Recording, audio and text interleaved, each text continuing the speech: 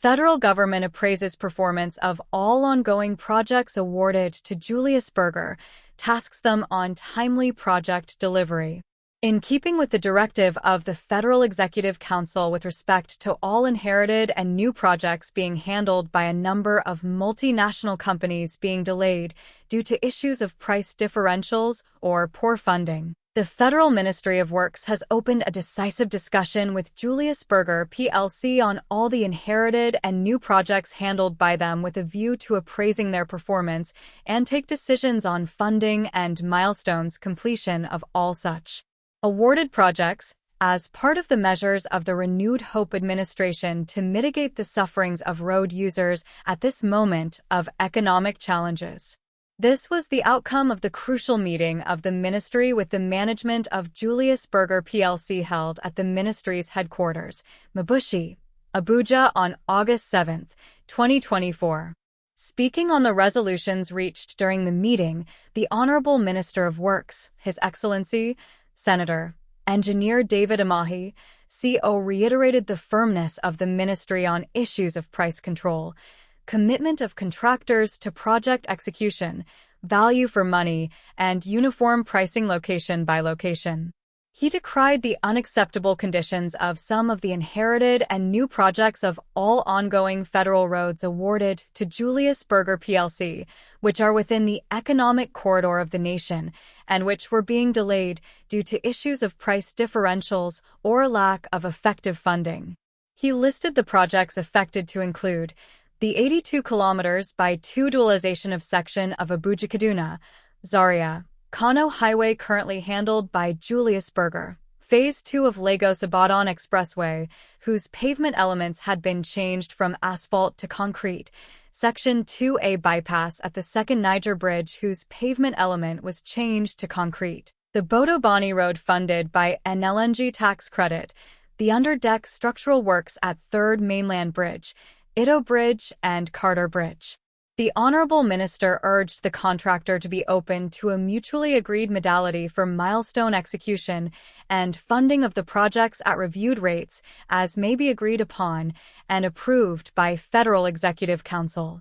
He said, "Our job is to develop this mechanism based on FEC directives and engage with the Honorable Minister of Finance and Coordinating Minister of the Economy, and finally we take our recommendations back to Mr. President and, of course, FEC for consideration."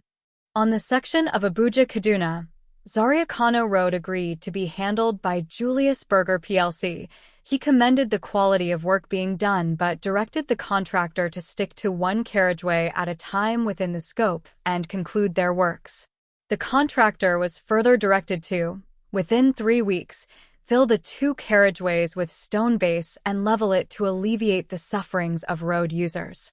He further said, "We agreed that this project, within their own corridor, will last for 14 months. Project execution should be deployed in 4 sections and will be paying Berger 20 billion Nigerian nairas every month to get the job completed." On the Lagos-Ibadan Expressway, Phase 2, he said the ministry had no choice but to determine the contract and ask Bureau of Public Procurement for no objection for selective tendering. He recalled, "We changed the elements of the pavement from asphalt to concrete, and the total cost we came up with based on prevailing cost is 153 billion Nigerian nairas. But they are offering 258 billion Nigerian nairas. Since we've been on this since September 2023, we have no choice but to determine this contract. And then we ask BPP for no objection for selective tendering, whereby we will be sending our own advice of 153 billion Nigerian nairas to BPP, and we send their own of 258 billion Nigerian nairas to BPP, and then we invite other contractors to also bid. This we will conclude within the next 1 month, so that we can get that job concluded." On the Second Niger Bridge bypass handled by Julius Berger Plc, he said, "One of the bypasses, which is 17.27 kilometers by 2 on asphalt, was awarded to Julius Berger. We changed the pavement elements to concrete, and the cost that we came up with was 133 billion Nigerian nairas. Berger almost gave us more than twice our cost, which is 279 billion Nigerian nairas. We have disagreed with this cost at the time of negotiation since September 2023. We've also decided to get the project back to BPP and invite more contractors to bid because this is public fund. On the Bodobani project being funded by an LNG tax credit, the Honourable Minister expressed concerns that Julius Berger Plc, though had mobilized back to site after additional cost of an 80 billion was approved for the work, but reports showed that their pace of work was slow. He was further worried that they came up with a longer timeline of 16 months within which to deliver the project against the December 2024 deadline proposed by the ministry. He said, "Finally, we agreed on an additional cost of 80 billion Nigerian nairas, which will bring the project to about 280 billion Nigerian nairas fixed and non-varying with the unit rates agreed, and we agreed that this project will not increase in cost beyond 280 billion Nigerian nairas." He urged the contractor to shift ground to a shorter timeline for the sake of the people. Concerning the underdeck structural works at 3rd Mainland Bridge, Ito Bridge, Carter Bridge in Lagos State, he commended the contractor for doing fantastic work.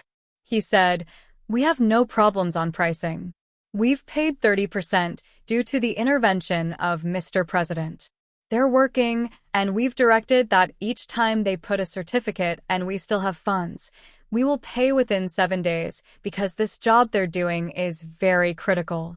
For 53 years, those bridges were constructed, no maintenance, and so the deterioration is so horrible and frightening. Right now, we've closed the 3rd Mainland Bridge against big trucks.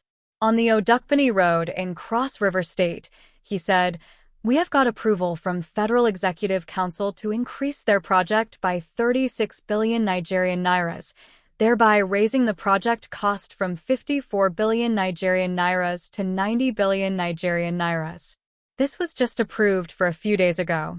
We want to know their response on that. Yes, we have agreed to change the pavement to concrete, and our position is that they have to engage on one carriageway when we agree on this. It is when we agree on all these ones where that we do not have complete funding that we can enter into the second phase of what FEC directed, and that is to discuss the mechanism." In his remarks, the Permanent Secretary of the Ministry, Yakubu Adam Kofarmada, PhD, stated that some of the ongoing road projects handled by contractors required emergency works to alleviate the sufferings of road users and assured that all the supervising engineers would be on their toes to ensure that the ministry's policy of Operation Free Our Roads was carried out by all the contractors handling federal government roads nationwide. On the section of Abuja-Kaduna Zaria-Kano highway handled by Julius Berger Plc, he said, "We have requested this emergency work due to the flow of information and the requests that we've been getting from Nigerians plying Abuja to Kano, more especially Abuja to Kaduna Road, where a number of big craters have been created on that road.